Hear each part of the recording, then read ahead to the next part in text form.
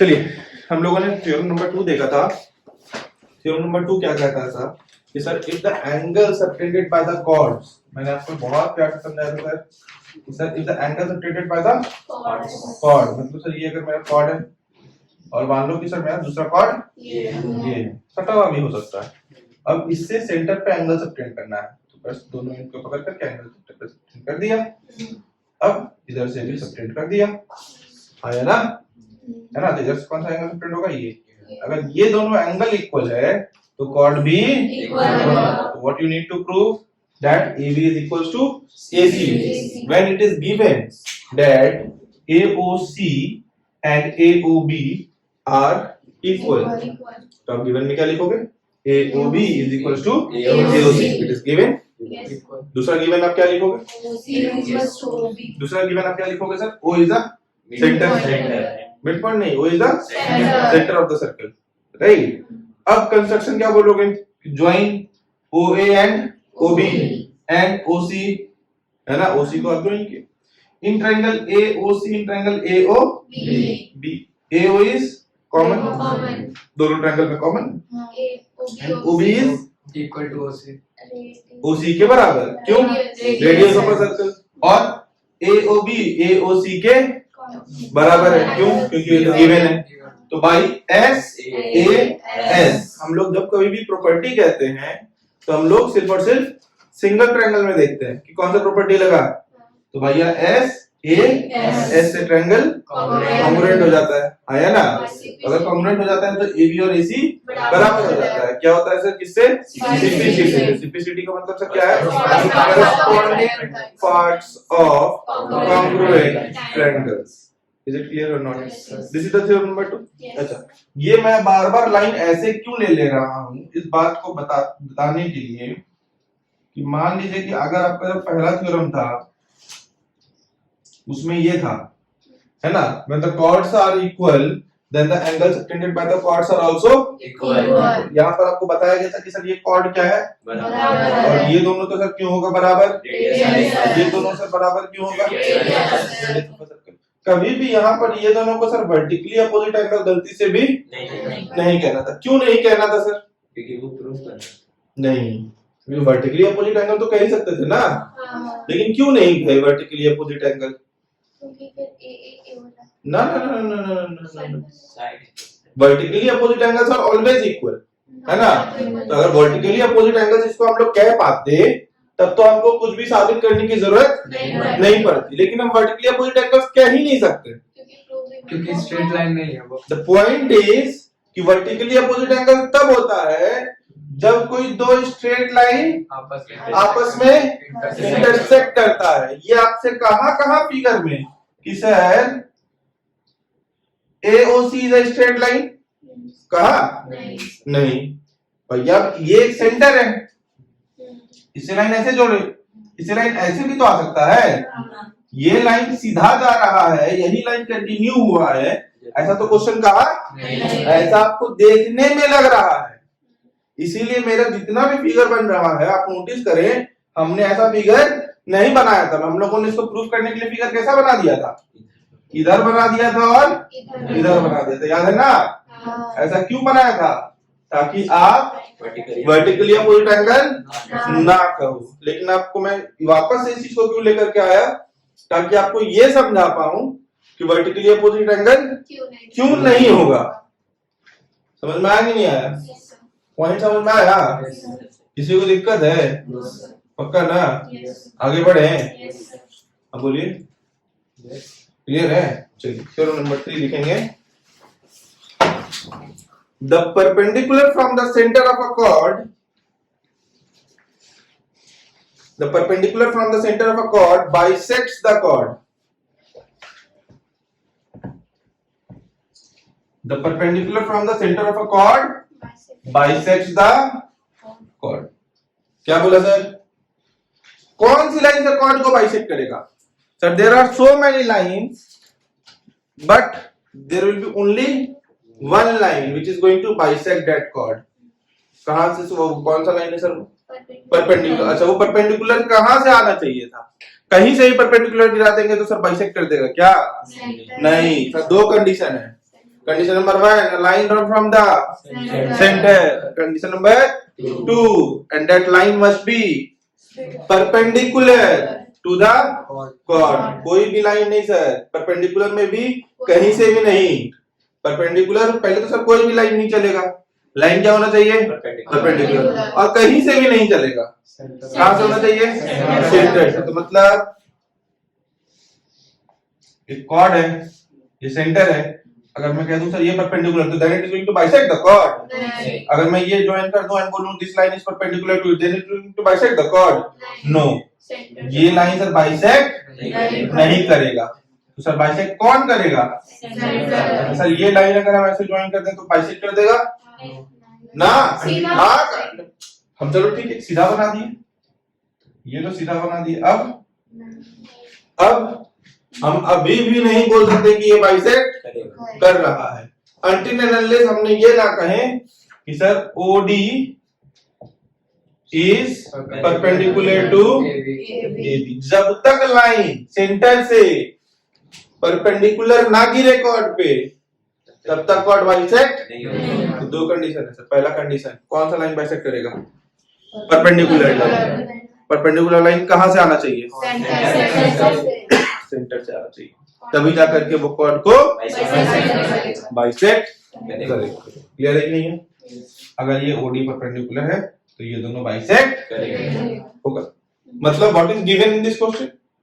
कि OD is perpendicular to AB, then what you need to prove? AD is equals to DB. अगर perpendicular है और वो line centre से आया है तो वो बाइसेक्ट करेगा. अब करेगा तो ये आपको साबित करना है. मतलब सर AD और DB को बराबर आपको, बट आपको गिवन क्या है? OD is perpendicular to AB. Then what you are going to do? Join OA and OB. OA और OB को ज्वाइन कीजिए. OA is equal to reason radius of a circle. OD दोनों triangle में common है 90 degree. हम लोगों को क्या क्या मिला सर? एक साइड, एक 90, बट एक और साइड मिला है. जब कभी भी सर कोई दो साइड मिल जाए और एक एंगल मिल जाए तो सर ये तो SAS होगा, बट ये SAS तो नहीं, ये नहीं. अगर SAS नहीं है और दो साइड ही मिला हुआ है और एक एंगल अगर 90 डिग्री का है तो एक बार के लिए इस पे सर सोचने की जरूरत है. दो साइड और एक एंगल से सिर्फ दो ही केस हो सकता है, साइड एंगल साइड और RHS. दूसरा कुछ भी नहीं होगा. अब सर साइड एंगल साइड अगर 90 डिग्री है तब एक बार के लिए RHS सोच लो. राइट एंगल आपको मिल गया, 90 के सामने वाला हाइपोटेन्यूज मिल गया और साइड भी मिल गया. RHS से by CPCT AD is equals to DB. Hence the theorem is proved. समझ में आया नहीं आया? तो दिक्कत? चलिए इसको नोट कर लीजिए.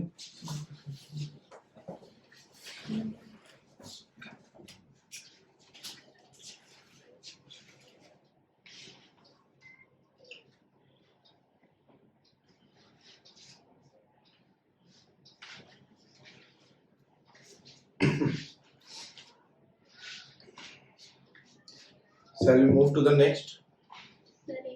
चलिए टाइम ले लीजिए, बना लीजिए.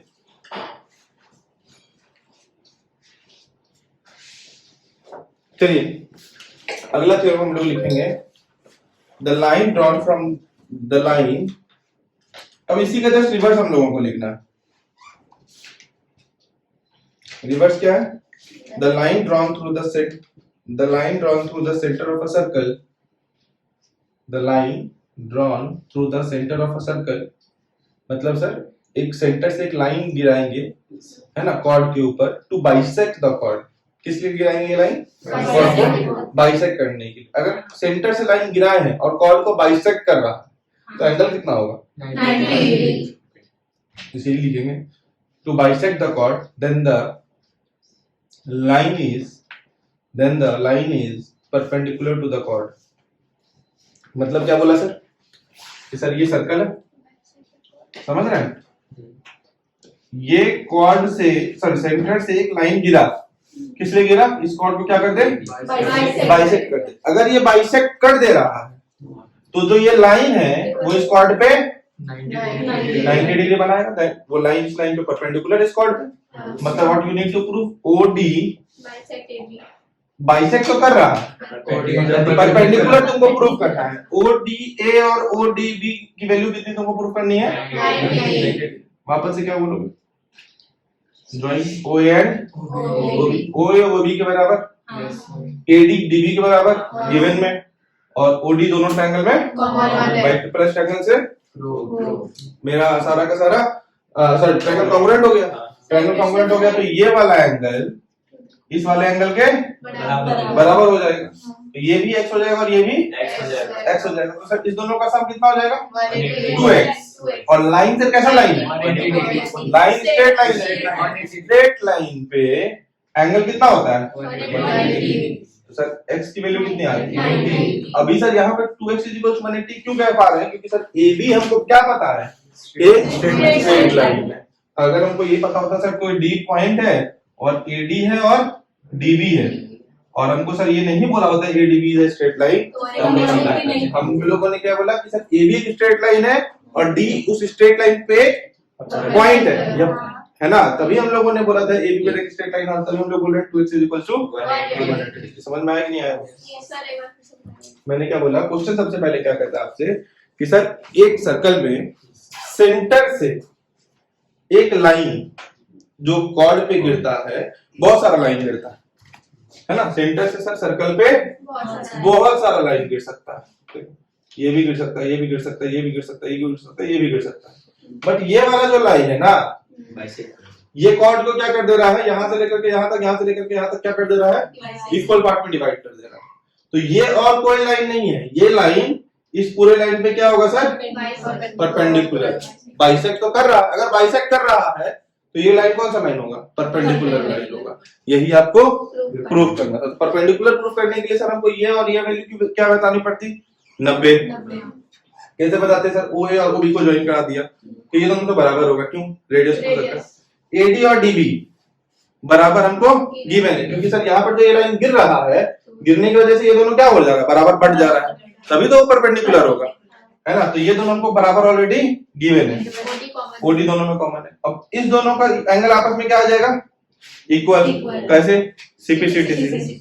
अब इस दोनों का सम कितना होगा? 180। समझ में आया कि नहीं आया?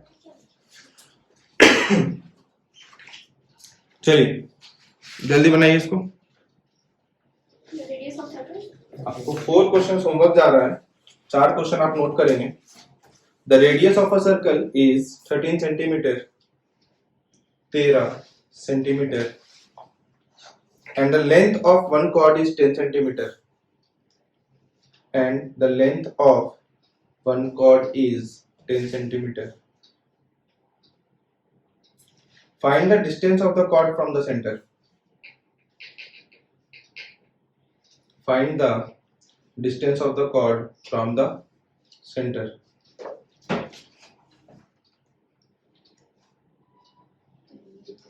हो गया? दूसरा लिखेंगे। Find the length of a chord.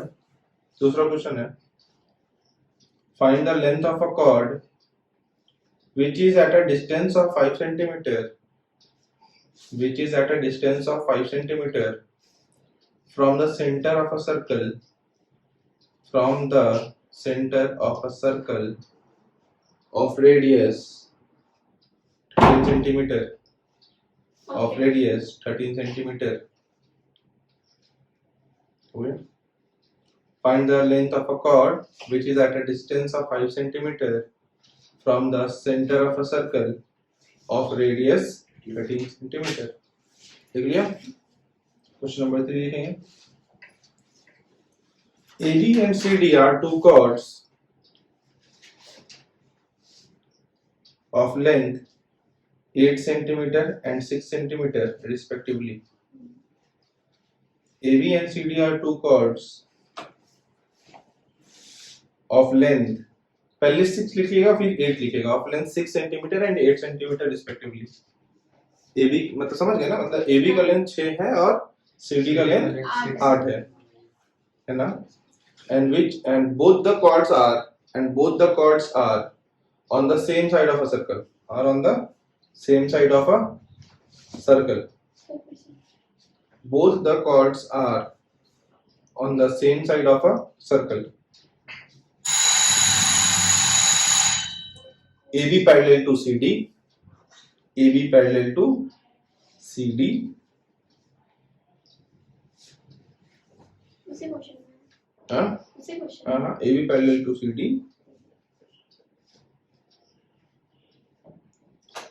and OQP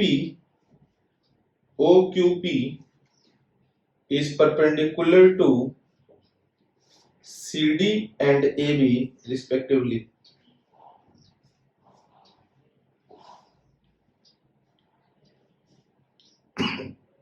ठीक है, कोई दिक्कत?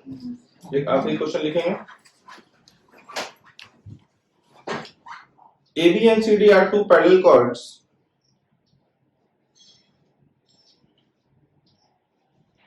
opposite to the center.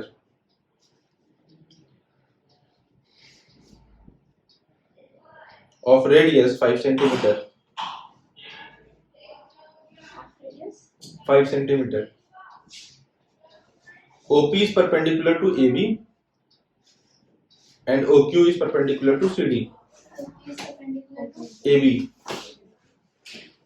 and OQ is perpendicular to CD. AB is equal to 6 centimeter. CD is equals to 8 centimeter. Find PQ. अच्छा, पिछले वाले क्वेश्चन में भी लिख लीजिएगा फाइंड PQ अगर नहीं लिखा है होगा तो.